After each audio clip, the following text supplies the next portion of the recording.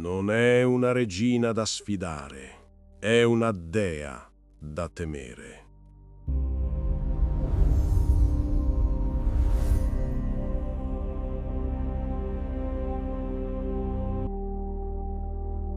Benvenuti, anime erranti in cerca di verità tra le pieghe del tempo. Io sono colei che siede sul trono d'oro dell'Olimpo, la regina il cui sguardo può scatenare tempeste o proteggere il sacro vincolo dell'unione. Io sono Hera, la sovrana degli dei e la custode dei segreti più profondi del cuore umano. Tutti mi conoscono per la mia implacabile gelosia e per la severità dei miei giudizi. Ma pochi si fermano ad ascoltare il battito solitario di una donna che ha visto sorgere e tramontare ere infinite, sorreggendo il peso di un cielo spesso ingrato. Chiudete gli occhi e lasciate che il profumo del giglio bianco e del melograno maturo vi guidi in un'epoca dove il mito non era una favola, ma il respiro stesso della terra.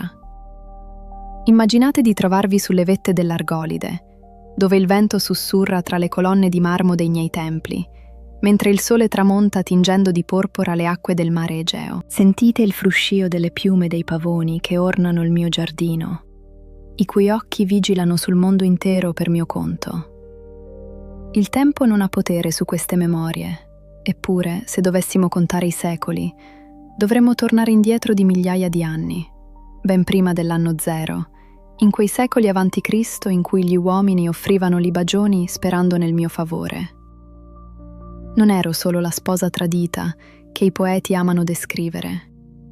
Ero la forza che presiedeva alla nascita, la mano che benediceva le nozze e l'autorità che manteneva l'ordine tra le divinità capricciose. Ricordo ancora il momento esatto in cui Zeus, trasformato in un fragile uccellino infreddolito durante una tempesta, cercò rifugio nel mio grembo. Un inganno dolce che segnò l'inizio di un'eternità di potere e sofferenza. In quel tempo lontano, 9 secoli avanti Cristo, il mio culto si diffondeva dalle isole ai continenti e ogni altare fumava di incenso in mio onore. Ero la primogenita di Crono, colei che fu inghiottita e poi rinata per dominare le stelle. Spesso mi chiedo se voi, creature fatte di argilla e sogni, possiate comprendere la complessità di un amore che brucia come il fuoco sacro di un tempesta. La mia esistenza è un intreccio di luce divina e ombre terrestri. In questa narrazione non cerco perdono, ma comprensione. Voglio portarvi nei corridoi di avorio della mia dimora, dove i 7 colori dell'arcobaleno sono i sentieri di Iris, la mia messaggera fedele. Qui, tra le nubi cariche di presagi, ho tessuto le sorti di eroi e regine, punendo l'insolenza e premiando la devozione con la stessa intensità. Non dimenticate che ogni stella che vedete brillare nella Via Lattea è nata dal mio stesso petto, un frammento di eternità donato al vuoto. Ascoltate bene, perché la mia voce è quella della dignità che non si arrende, della giustizia che non dimentica e della maestà che non tramonta mai, nonostante il passare dei millenni. Quella scia luminosa che ancora solca il firmamento non è che l'inizio della mia memoria, un sentiero di latte che traccia il confine tra la mia pazienza e la mia collera. Ricordo ancora quando il tempo era giovane e il mondo tremava sotto il passo pesante di Crono, mio padre, colui che divorava il futuro per paura che lo spodestasse. Io stessa fui prigioniera delle sue viscere oscure, insieme ai miei fratelli, attendendo che la luce tornasse a baciarci gli occhi. Fu Zeus a liberarci, sì, ma non crediate che la mia gratitudine sia stata un assegno in bianco per i suoi capricci. Il nostro legame affonda le radici in un'epoca in cui le montagne non avevano ancora un nome e le querce di Dodona erano solo piccoli semi-prigionieri della terra. Mi corteggiò con l'astuzia di un ladro e la foga di un temporale estivo, ma io, Hera, la regina, non ero preda facile. Mi presentai a lui con la dignità di chi sa di meritare il trono del cosmo, non come una semplice conquista tra le tante. Ricordo quella volta, sul monte Coccion, quando si trasformò in un povero uccellino infreddolito, un piccolo cuculo bagnato dalla pioggia incessante che lui stesso aveva scatenato. Provai pietà, lo ammetto, e lo raccolsi al mio seno per scaldarlo, solo per scoprire il dio che si celava sotto quelle piume bagnate. Fu in quel momento, tra il fragore dei tuoni e il profumo della terra bagnata, che accettai di diventare sua sposa, ma a una condizione assoluta. La nostra unione sarebbe stata sacra, il fondamento stesso dell'ordine cosmico. Le nozze furono celebrate con una magnificenza che nessun occhio umano potrebbe mai concepire. Durarono 300 anni, 3 secoli di banchetti e canti che fecero vibrare le fondamenta dell'Olimpo, mentre la terra stessa, Gea, mi offriva in dono l'albero dai pomi d'oro, custodito ora nel giardino delle Esperidi all'estremo occidente. In quegli anni di splendore primordiale, la mia autorità era indiscussa. Ero io a tessere le trame delle nascite, a proteggere il talamo nuziale e a garantire che la stirpe degli dei non degenerasse nel caos. Tuttavia, il potere porta con sé l'ombra del tradimento. Non passò molto tempo prima che Zeus decidesse di estendere il suo dominio oltre i confini del nostro patto, seminando la sua essenza tra ninfe e mortali, ignorando la maestà del mio rango. La mia prima vera sfida non venne dai giganti, ma dalla scoperta della sua infedeltà cronica. Ricordo con precisione millimetrica ogni singola offesa, come quella volta con Io, la figlia dell'Inaco. Per nascondere il suo peccato, lo sposo infedele la trasformò in una giovenca bianca, ma io non ero cieca. Chiesi quell'animale in dono, costringendolo a un silenzio colpevole, e lo affidai alla sorveglianza di Argo dai 100 occhi, colui che non dormiva mai del tutto, poiché 50 delle sue pupille restavano sempre vigili, mentre le altre riposavano. Fu una battaglia di astuzia e di nervi. Zeus inviò Hermes per uccidere il mio guardiano, e quando il sangue di Argo bagnò la polvere, io non mi arresi. Raccolsi quegli occhi perduti e li impressi per sempre sulla coda del pavone, il mio animale sacro, affinché ogni suo passo ricordasse al mondo che la regina vede tutto, anche ciò che gli dei vorrebbero celare nelle tenebre. La mia ascesa non fu dunque un cammino di sole rose, ma una scalata attraverso i rovi della gelosia giustificata e della difesa del legittimo potere. Mentre Zeus si divertiva a giocare con le vite dei mortali, io costruivo la struttura morale dell'universo. Proteggevo le donne nel travaglio del parto, ispiravo le regine a governare con fermezza e punivo coloro che osavano violare i giuramenti più sacri. La mia voce risuonava nei templi di Argo e di Samo, dove le mie statue venivano adornate con diademi che riflettevano la luce del sole nascente. Eppure sentivo crescere in me un desiderio di rivalsa che andava oltre la semplice punizione delle amanti di mio marito. Sentivo che l'Olimpo stesso avesse bisogno di un monito, di una prova del fatto che senza di me il trono non sarebbe stato altro che un cumulo di macerie dorate. Cominciai a tessere alleanze sottili, parlando all'orecchio di Poseidone e di Atena, sussurrando della prepotenza di un re che si credeva onnipotente, solo perché brandiva la folgore. Fu in quegli anni, molto prima della caduta di Troia, che compresi come la giustizia non sia mai un atto gratuito, ma un peso che richiede una forza d'animo sovrumana. Ogni volta che Zeus generava un semidio, io vedevo una minaccia alla purezza della stirpe divina e un insulto al mio letto nuziale. Non era solo gelosia, era la difesa di un'istituzione che garantiva la stabilità del mondo. Pensate a Eracle, il figlio dell'inganno e della lussuria. Prima ancora che uscisse dal grembo di Alcmena, io avevo già deciso che la sua vita sarebbe stata una successione di fatiche inenarrabili. Non per crudeltà gratuita, ma per dimostrare che nessuno, nemmeno il preferito di Zeus, può sfuggire al giudizio della regina. Ritardai la sua nascita e accelerai quella di Euristeo, usando la mia padronanza sulle ilizie, le dee del parto, per assicurarmi che il trono di Micene spettasse a chi io desideravo. In quel momento, seduta sul mio trono d'oro zecchino, sentii per la prima volta il brivido del controllo totale sul destino degli eroi. Il mondo dei mortali era un immenso arazzo e io ero la mano che teneva l'ago. Le sfide si susseguivano, le ninfe che cercavano di sedurre il sovrano, i titani che ancora covavano risentimento nelle profondità del Tartaro e l'insolenza di chi credeva di poter elevare il proprio nome sopra quello degli dei.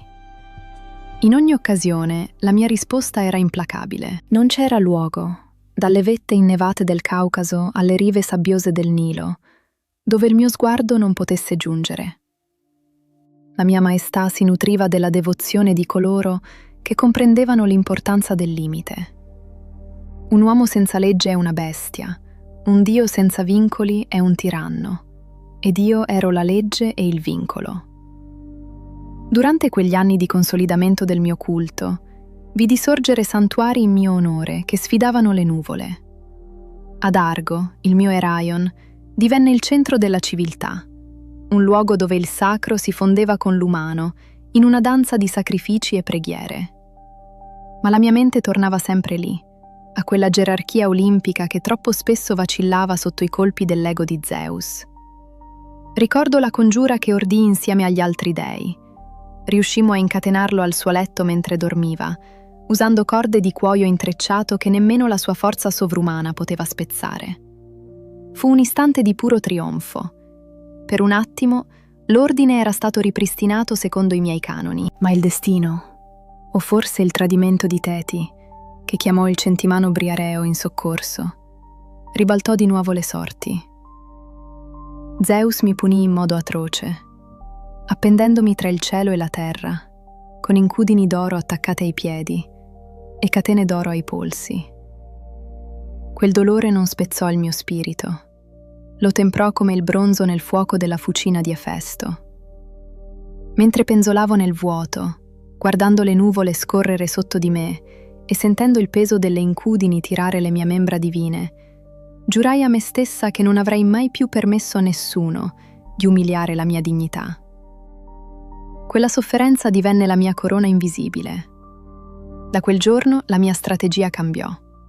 Non avrei più cercato lo scontro frontale con la forza bruta, ma avrei usato la saggezza, l'intrigo e la persistenza. Sapevo che il tempo era dalla mia parte. Gli imperi sarebbero sorti e crollati. I nomi degli eroi sarebbero stati dimenticati, ma la necessità dell'ordine e della fedeltà che io rappresentavo sarebbe rimasta eterna. Mi resi conto che la vera potenza non risiede nel lanciare fulmini, ma nel governare il cuore degli uomini e le passioni degli dei. Mentre il mondo usciva dall'oscurità dei secoli primordiali e si affacciava all'era dei grandi regni, io ero lì, la sposa, la madre, la sovrana, pronta a guidare ogni passo verso la gloria o verso la rovina, a seconda del rispetto che mi sarebbe stato mostrato. La mia ascesa non era solo una scalata al potere, ma una costante affermazione di sé in un universo che cercava di relegarmi all'ombra di un marito infedele. Ma io non sono mai stata l'ombra di nessuno. Sono la luce che definisce i contorni della morale e del dovere, la regina che non dimentica e che non perdona chi calpesta i fiori del suo giardino sacro. Così, mentre il cielo si tingeva del colore del sangue versato per l'onore tradito, io tessevo la tela della mia giustizia, una trama fitta dove ogni filo era un monito per gli dei e per i mortali. La mia pazienza non era debolezza, ma il lento accumularsi di una tempesta che avrebbe travolto chiunque avesse osato profanare il talamo regale. Ricordo vividamente l'episodio di Semele, quella fanciulla che credeva di poter stringere tra le braccia la folgore senza bruciarsi. Mi presentai a lei sotto le spoglie di una vecchia nutrice, sussurrando dubbi nel suo cuore ingenuo, spingendola a chiedere a Zeus di mostrarsi nella sua vera gloria. Non fu crudeltà, ma la necessaria dimostrazione che l'ordine divino non può essere piegato dal capriccio di un momento. Quando le fiamme divine la consumarono nell'anno 3000 a.C., o forse in un tempo ancora più remoto che la memoria degli uomini ha smarrito, io non provai gioia, ma la fredda soddisfazione del dovere compiuto. La mia missione è sempre stata quella di proteggere il vincolo, la struttura stessa che tiene insieme il cosmo. Eppure il mio cuore di regina non era immune al dolore. Ogni volta che una nuova stella appariva nel firmamento, frutto di un altro tradimento, sentivo una ferita profonda lacerare la mia essenza. Ma le lacrime di una dea non bagnano il suolo come quelle dei mortali. Esse diventano rugiada gelida, che brucia i petali dei gigli nel mio giardino sacro. La mia ascesa verso il culmine della mia potenza coincise con il momento in cui decisi che non avrei più subito in silenzio. Fu allora che la mia ira si abbatté su Eracle, il figlio della vergogna. Per 9 mesi e oltre ritardai la sua nascita, intrecciando le mie dita e incrociando le mie gambe per bloccare il destino, mentre facevo in modo che un altro, meno degno, prendesse il trono che gli spettava. Non per odio verso il nascituro, ma per odio verso l'atto che lo aveva generato. La sua intera esistenza fu un monumento alla mia determinazione. Le 12 fatiche che dovette affrontare non furono che prove che io stessa disseminai sul suo cammino, affinché il mondo intero vedesse quanto fosse difficile sopravvivere allo sdegno di una regina offesa. In quegli anni di lotte incessanti, il mio potere raggiunse vette inimmaginabili. Manipolavo i venti, comandavo i mostri più antichi e sussurravo follie nelle menti degli eroi. Durante la guerra di Troia, avvenuta intorno al 1200 a.C., secondo i vostri calcoli umani, io non fui una spettatrice. Ero il vento che soffiava contro le navi, la mano che guidava la lancia di Diomede fino a ferire il fianco di Ares, il dio che osava schierarsi contro i miei disegni. In quel conflitto, la mia rivalità con Afrodite e Atena raggiunse il parossismo. Non si trattava solo di una mela d'oro o di un concorso di bellezza, ma di stabilire chi fosse la vera arbitra della storia. Mentre le mura di Ilio crollavano sotto il peso di 10 anni di assedio, io sedevo sul mio trono di nuvole, osservando come la mia volontà si compisse attraverso il sacrificio di migliaia di anime. La caduta di quella città fu il mio climax di gloria e rovina, poiché nel distruggere i miei nemici dovetti sacrificare anche ciò che restava della mia pietà. La trasformazione era completa. Non ero più solo la sposa, ma la legge stessa, implacabile e magnifica. Ogni mio gesto era studiato per riaffermare che non esiste pace senza rispetto, non esiste amore senza fedeltà. Ma la vera prova, il momento in cui la mia stessa essenza fu messa in discussione, avvenne quando tentai di spodestare Zeus stesso. Insieme a Poseidone e Apollo, tessi una congiura per incatenare il re degli dei, stanca del suo dominio arbitrario e delle sue continue mancanze. Per un istante, un solo brevissimo istante eterno, sentii il peso dello scettro assoluto nelle mie mani. Ma il destino, quel potere superiore persino a noi dei, aveva altri piani. Il gigante Briareo, con le sue 100 braccia, venne in soccorso di mio marito, e il mio sogno di un nuovo ordine si infranse contro la realtà della forza bruta. La punizione fu severa. Fui appesa alle volte del cielo con incudini d'oro attaccate ai piedi e catene d'oro ai polsi. Quel supplizio durò giorni che sembrarono secoli, mentre il mio urlo di rabbia scuoteva le fondamenta dell'Olimpo. Fu allora che compresi la mia vera natura. Io sono la stabilità che nasce dal conflitto, la bellezza che emerge dal dolore più atroce. Accettai di tornare al fianco di Zeus, non come una sottomessa, ma come una complice che conosce i segreti più oscuri del potere. La mia caduta non fu una sconfitta, ma una trasformazione definitiva. Smisi di cercare la giustizia negli altri e iniziai a imporla con la sola forza della mia presenza. Ogni tempio a me dedicato, ogni pavone che spiega la sua coda 1000 occhiata, è un frammento della mia anima che vigila sul mondo. Ho visto imperi sorgere e cadere.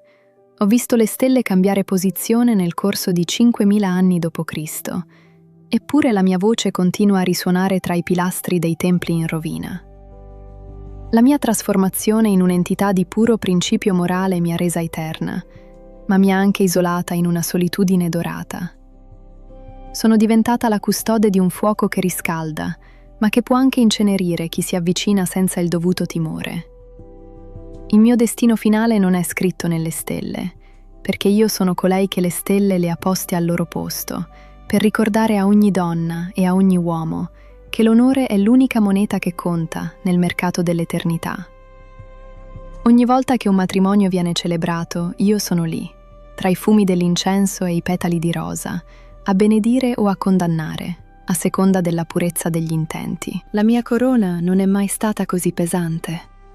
Eppure non la toglierei per nulla al mondo, perché so che senza la mia mano ferma, l'universo scivolerebbe nel caos primordiale, da cui siamo emersi miliardi di anni fa. Quindi, restate vigili quando il vento scuote le fronde dei meli nel vostro giardino, poiché quel fruscio è il sussurro della mia veste che sfiora la terra, un monito silenzioso che la fedeltà non è un fardello, ma l'armatura più splendida che un'anima possa indossare. Io, Era, regina del trono d'oro e custode dei giuramenti che legano le stelle al firmamento, concludo qui il mio racconto, lasciando che le mie parole si depositino nei vostri cuori come rugiada mattutina.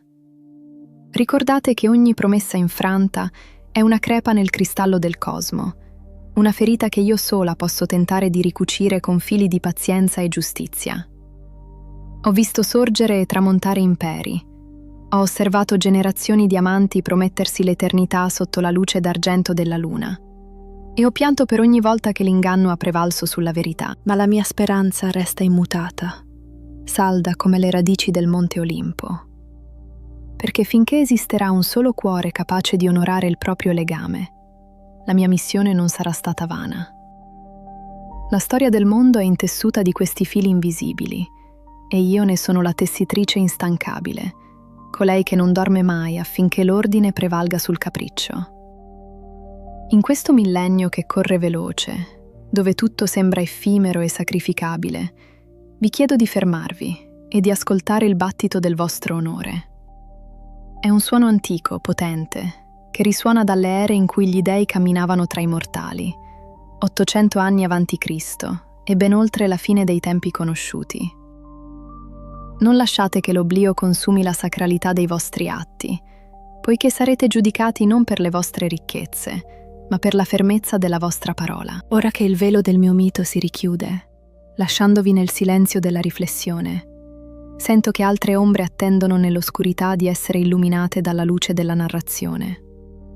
Altre voci, altre potenze che hanno plasmato il destino degli uomini e degli dei, scalpitano per rivendicare il proprio spazio nel mercato dell'eternità. Chi desiderate che emerga dalle nebbie del passato per svelarvi i segreti più reconditi della propria esistenza? Quale forza primordiale o divinità dimenticata vorreste che prendesse la parola dopo di me, per raccontarvi le gioie e i tormenti che hanno forgiato il mondo che oggi calpestate? Scrivetelo nei commenti. Lasciate che il vostro desiderio guidi il corso di questo viaggio tra i miti, affinché la sapienza degli antichi non vada mai perduta e continui a risuonare, potente e immortale, tra le pieghe della vostra quotidianità.